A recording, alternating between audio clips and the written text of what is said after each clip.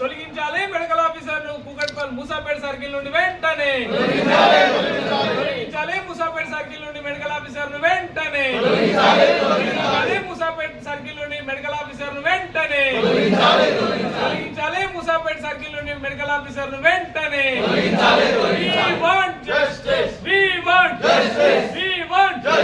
తీసుకోవాలి చర్యలు వెంటనే మెడికల్ ఆఫీస్ పై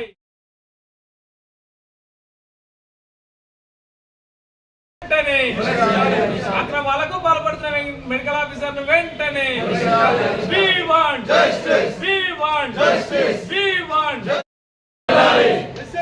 జరుగుతున్న అక్రమాలపై చర్యలు తీసుకోవాలి ఆఫీసర్ వెంటనే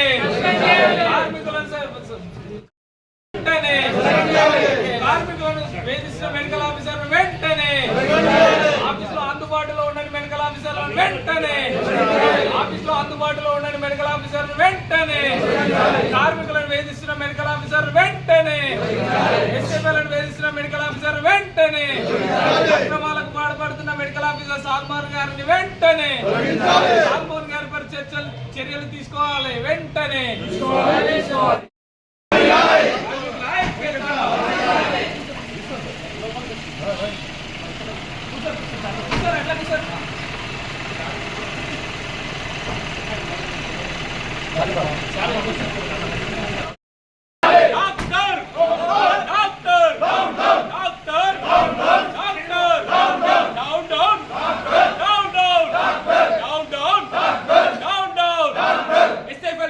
డాక్టర్ పై కఠిన చర్యలు తీసుకోవాలి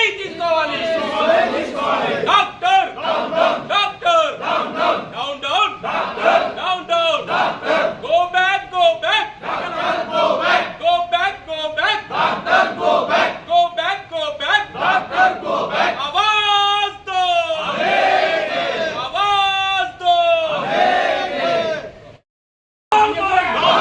డాక్టర్ సాల్మోన్ డాక్టర్ సాల్మోన్ గారి వెంటనే తొలగించాలి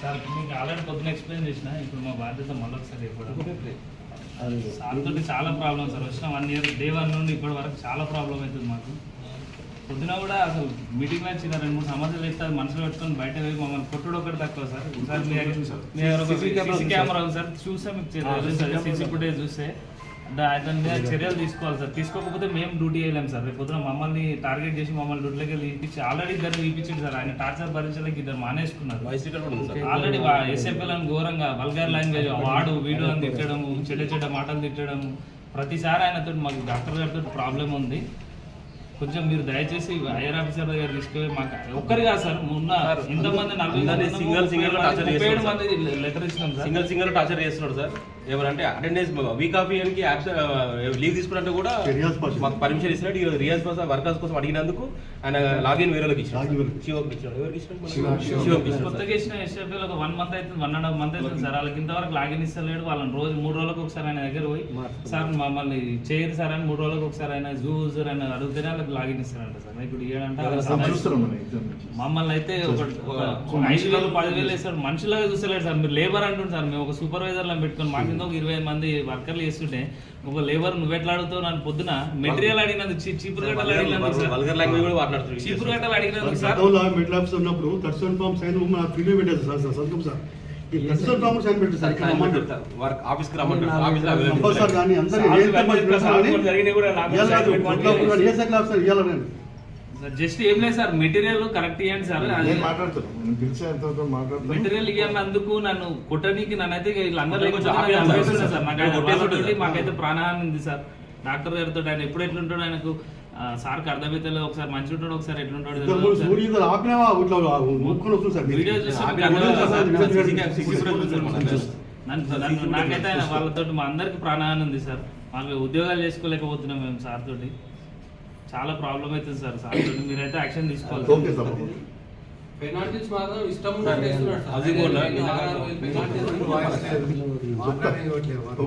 ఒక్కరిని కూడా మాట్లాడినాడు సార్. మొత్తం నేనే రైట్ చేస్తున్నా. మేమైనా సమస్య వచ్చిందనుకో సార్, జీవీపీ కోసం మాట్లాడుతుంటే నేను చెప్పేది ఏంటంటే మీరు చెప్పేది చేయకుండా అంటాడు. ఎట్లా మాట్లాడాలి సార్, ఎట్లా వర్క్ చేయాలి అర్థమవుతుంది సార్.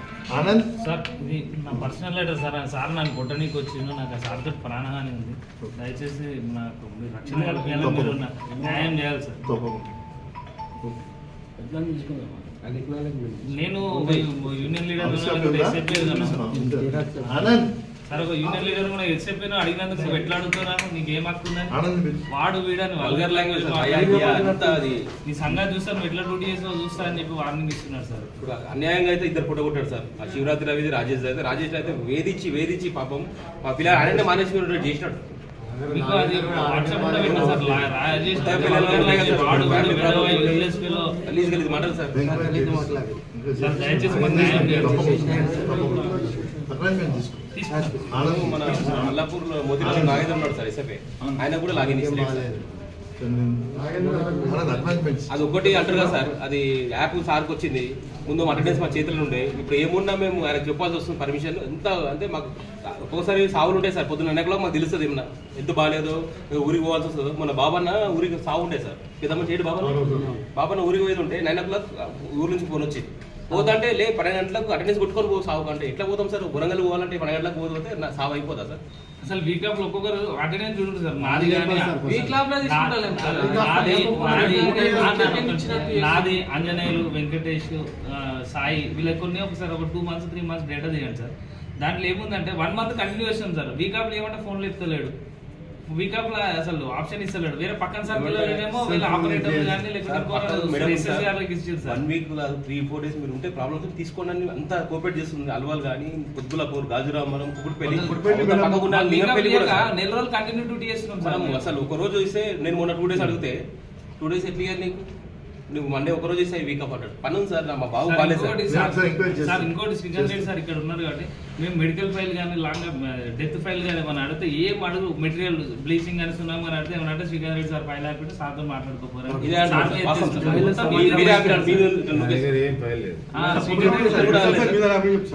సార్తో కూడా అదే మాట్లాడారు సార్. మేము ఫైల్ ఇప్పుడు లాస్ట్ ఇయర్ పోయిన ఫైల్లో పెట్టాలి, కంటిన్యూషన్లో పెట్టాలి.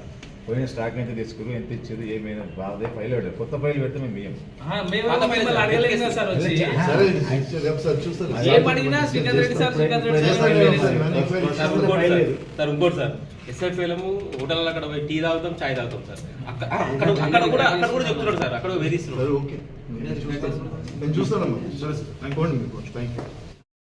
సర్కిల్లో ఎస్ఎఫ్ఐలు అందరికీ డీసీ గారి ఆధ్వర్యంలో మార్నింగ్ 7:30కి మీటింగ్ తీసుకోవడం జరిగింది. ఆ మీటింగ్లో ఆఫీసర్లు కొన్ని సమస్యలు, శానిటేషన్ మీద ఉన్న సమస్యల మీద మీటింగ్ పెడితే దాన్ని మాట్లాడి దాని తర్వాత క్షేత్రస్థాయిలో కింద సిబ్బందికి ఎస్ఎఫ్ఐలు అనుభవిస్తున్న కొన్ని సమస్యలు డీసీ గారి దృష్టికి తీసుకెళ్లడం జరిగింది.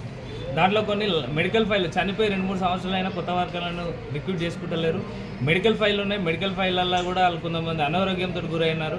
వాళ్ళని తీసుకోక చాలా రోజులు అవుతుంది, కొంచెం మీ దృష్టికి తీసుకొస్తున్నాం సార్.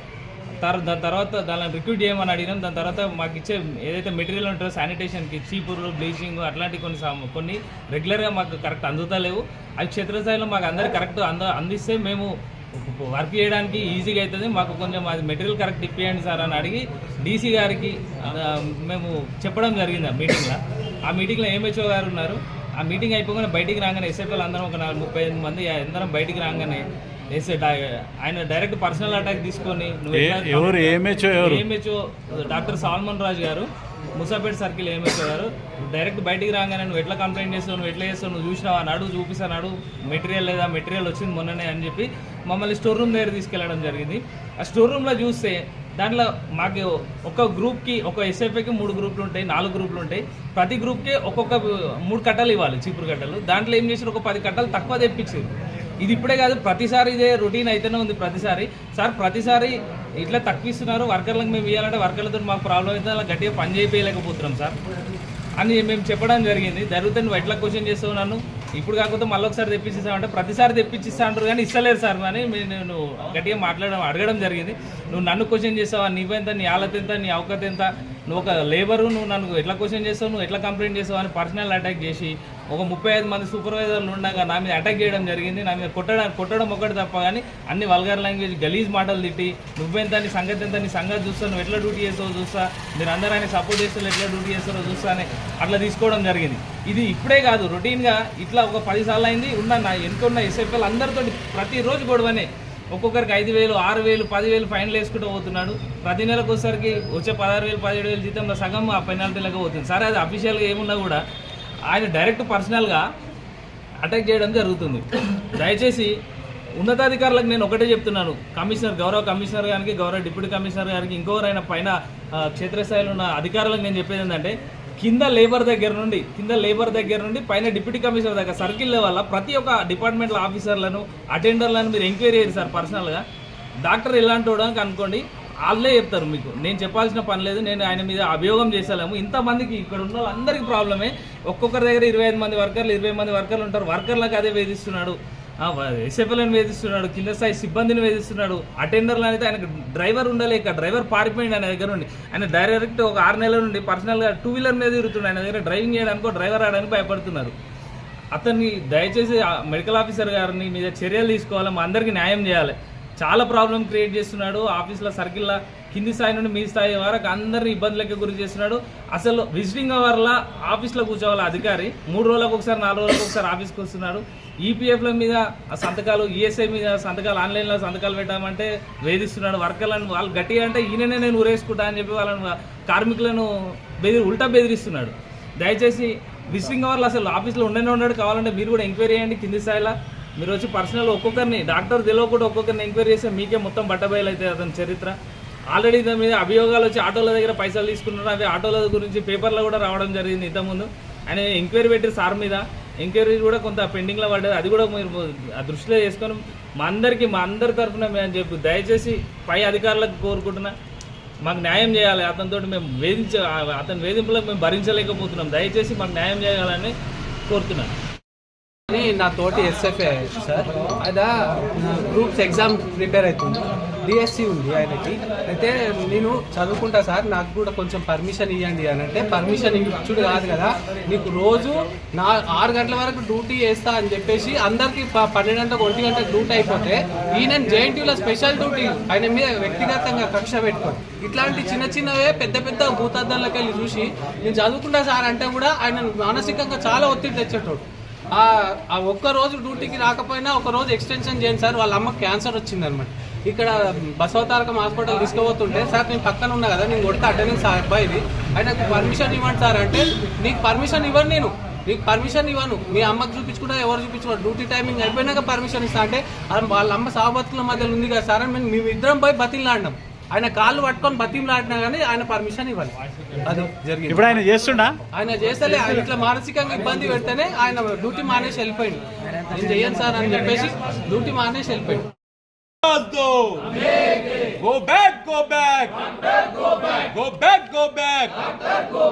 గత 2007 నుంచి మేము మున్సిపల్లో పనిచేయడం జరుగుతుంది. ఇంతమంది హెల్త్ ఆఫీసర్ వచ్చారు కానీ ప్రతి ఒక్క హెల్త్ ఆఫీసర్ మంచిగా వాళ్ళ దగ్గర మంచి పేరు తెచ్చుకున్నాం, మంచి పని చేసినాం. వాళ్ళు కూడా బాగా మాకు కోఆపరేట్ చేసినారు. కానీ ఈ హెల్త్ ఆఫీసర్ మాత్రం మాకు కోఆపరేట్ చేస్తున్నాడు. ప్రతి ఒక్కరు సింగల్గా వేధిస్తున్నాడు. ఆయన అరాచకాలకు మేము డ్యూటీ చేయలేకపోతున్నాం. ఆల్రెడీ ఆయన డ్యూటీకి వచ్చి జాయిన్ అయినప్పటి నుంచి 2 ఎస్ఎఫ్ఎల్ పుట్టగొట్టినడం జరిగింది. వాళ్ళని కావాలని మానసికంగా వేధించి వాళ్ళతోనే మేము మానేస్తున్నామని చూపించి వాళ్ళు వేధించడం జరిగింది. ఈరోజు పొద్దున కూడా చిరంజీవి అనే మన ఎస్ఎఫ్ఏ ఆఫీస్లో సమస్యల మీద చెప్తున్నాడు.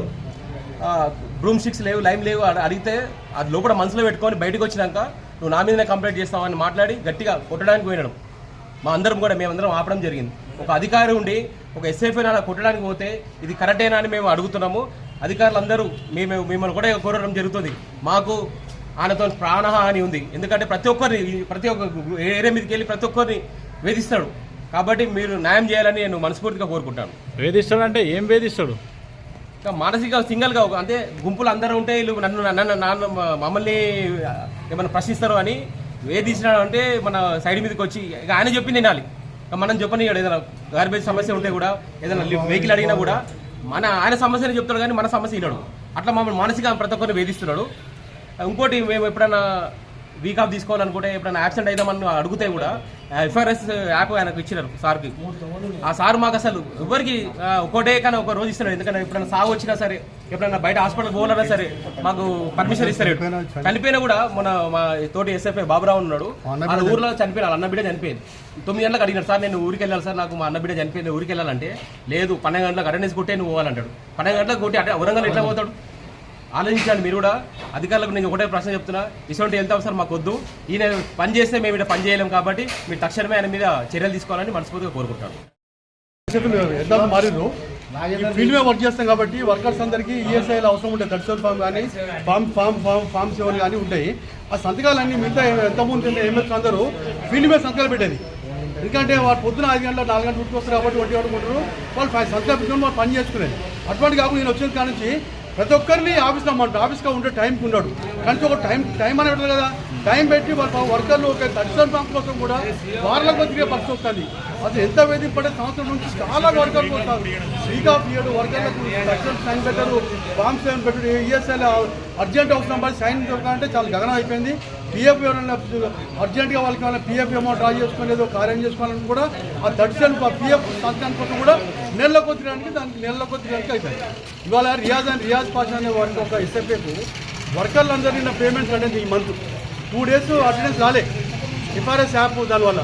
అది వర్కర్స్ కట్టడానికి అడిగినందుకు ఆ రియాజ్ పాషా అంటే ఫోన్ చేసి డాక్టర్ ఏం సార్ మీరు ఇవాళ అందరూ అడుగుతున్నారంటే నువ్వు నన్ను అడుగుతావు అని చెప్పేసి వాళ్ళని ఎఫ్ఆర్ఎస్లో వాళ్ళని ఆపేసి వాళ్ళని అటెండెన్స్ ఆపేసినా ఇలా డ్యూటీ తిరుగుతుంది పాప రియాజ్ పాషా అంటారు. 15,000 జిద్దా ఉన్న ఈ వీళ్ళ మీద ఈయన ఒక డాక్టర్గా ఉండి ఈయన సేవ చేయడానికి వచ్చిన డాక్టరు ఈ అరాజకం చేసుకుంటే అసలు ఎవరైనా డాక్టర్ ఇంతకుముందు డాక్టర్లు ఏదో ఉద్యోగాలు కల్పించారు. ఈ డాక్టర్ ఒక మొత్తం 37 సర్కిళ్ళల్లో ఈయన ఇద్దరు ఉద్యోగాలు పీకేసిండు. వచ్చిన కానీ ఇద్దరు ఎస్ఎఫ్ఐలు 15 సంవత్సరాలు పనిచేస్తున్నారు. శివరాజ్ రవికుమార్ ఉద్యోగం పోయింది. రాజేష్ అనే పిల్లవాడు డిగ్రీ చేసిండు, గ్రూప్స్ ప్రిపేర్ అవుతుంటే వాడిని మానసిగా వేధించేసి వాడిని అందరూ బంద్ చేసిండు. రేపు ఇంకో నాగేంద్ర అంటే దాన్ని ఈఎస్ఐ నీళ్ళు ఉంటే వాని ప్లేస్ ఇంకోనికి దాన్ని చూస్తుండు. ఈ విధంగా అవుతుంది కాబట్టి కంపల్సరీ నేను చర్య తీసుకోవాలి.